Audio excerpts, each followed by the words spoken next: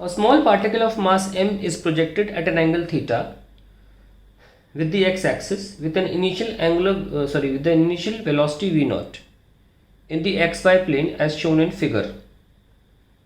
At a time t less than v naught sin theta by g, the angular momentum of the particle is. So options थोड़े बड़े बड़े हैं, हम directly solve कर लेते हैं इसको, ठीक है। तो ये हमारा सिचुएशन है, एक पार्टिकल को v नॉट स्पीड से फेंका गया है और हमें इसका t less than v naught sine theta by g पर एंगुलर मोमेंटम निकालना है। ऑब्वियसली मेंशन नहीं तो about this point, initial point O। हमें पता है टोटल टाइम जो होता है वो होता है 2u साइन थीटा बाई जी, या initial velocity v not they रखी तो 2v नॉट, ये आधे से भी कम है, यानी कहीं रास्ते में यहाँ हाफ से पहले पूछा गया है। एंगुलर मोमेंटम होता है mvr, और अगर वेक्टर फॉर्म में लिखें तो r क्रॉस v, और बाद में आप मास लगा सकते हैं क्योंकि मास स्केलर है। अगर हम इसकी पॉइंट की यहाँ पे जो पोजीशन है वो निकाल लें और इसकी वेलोसिटी इस जगह पर क्या होगी वो निकाल लें, तो उनका क्रॉस प्रोडक्ट हमको आंसर दे देगा। तो पहले r लिख लेते हैं। r क्या होता है? एक्स आई प्लस वाई जे, क्योंकि प्रोजेक्टाइल मोशन 2 डायमेंशनल मोशन है। ना 3 डायमेंशनल भी होता है, लेकिन नॉर्मली हम 2 डायमेंशनल की बात करते हैं नीट जेई में। तो यहाँ तक आप पहुँचना चाहते हैं, ये x है, कैसे लिखते हैं? v not cos theta into time, ये x कोऑर्डिनेट होगा, क्योंकि इस दिशा में कोई एक्सेलरेशन नहीं होता, डिस्टेंस स्पीड इंटू टाइम से निकल आएगा। अगर v नॉट ये गिवन है तो इस दिशा में स्पीड होती है v cos थीटा ना, v नॉट cos थीटा। और ऊपर जाते में रिटार्डेशन होता है तो उसकी स्पीड निकलेगी v not ut minus half gt speed, ये लगाते हैं ना, वही लगाने जा रहे हैं। बस ये है कि ये ऊपर की स्पीड होगी y डायरेक्शन में, और हमको पता है कि v नॉट का y डायरेक्शन स्पीड क्या होती है? v naught sine theta.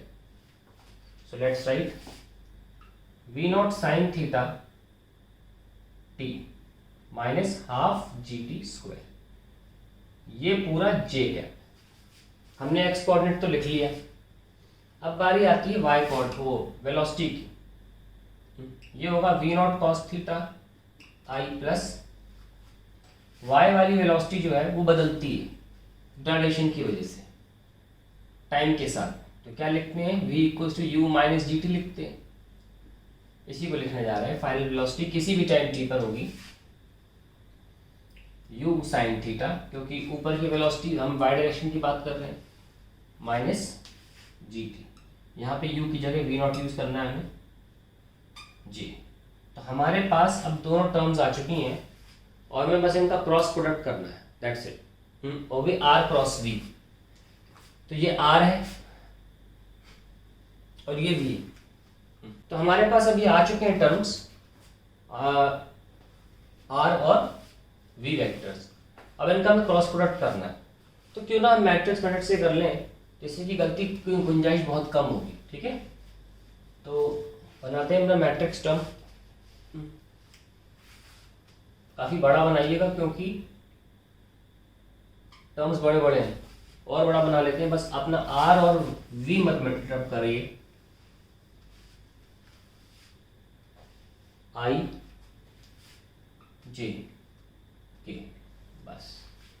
तो i के टर्म लिखो पहले r के, v नॉट कॉस थीटा, और j वाला v naught sine theta t minus half G T square, और ये 0। फिर वेलोसिटी पे आ जाओ, v नॉट कॉस थीटा, यहाँ t लगाना भूल गया हूँ मैं, पूरा टर्म t के साथ था, और ये वाला j वाला term v naught sine theta minus g T, और ये 0। अब हमको सॉल्व करना है, शुरू करते हैं। i क्या है? दिस इंटू 0 0 0 आएगा, माइनस j कैप में भी 0 आएगा, बचा कितना? k cap. शुरू करते हैं। v not cos theta into this term, तो क्या बचा? V not square sine theta cos theta t minus g v not cos theta t square, g v not cos theta t square.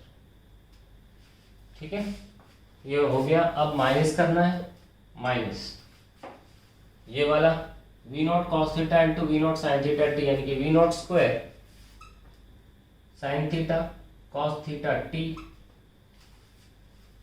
और फिर minus का half times g v not cos theta t square,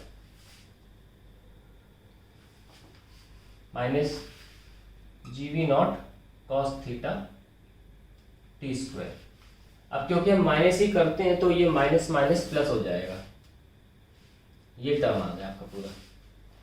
अब आप रख कर रहे हैं इसको हम और सिंपली देख रहे हैं फाइनल आंसर क्या है। ये तो टर्म कैंसिल हो गए और हाफ लगाना था यहाँ पे, सॉरी। तो ये माइनस का g v not cos theta t square और ये प्लस का half g v not cos theta t square. So I am left with r cross v as minus का g v not cos theta t square divide by 2, और angular momentum के लिए मास और multiply कर दीजिए तो answer आ जाएगा m g v not. That is the final answer to the question. ठीक है।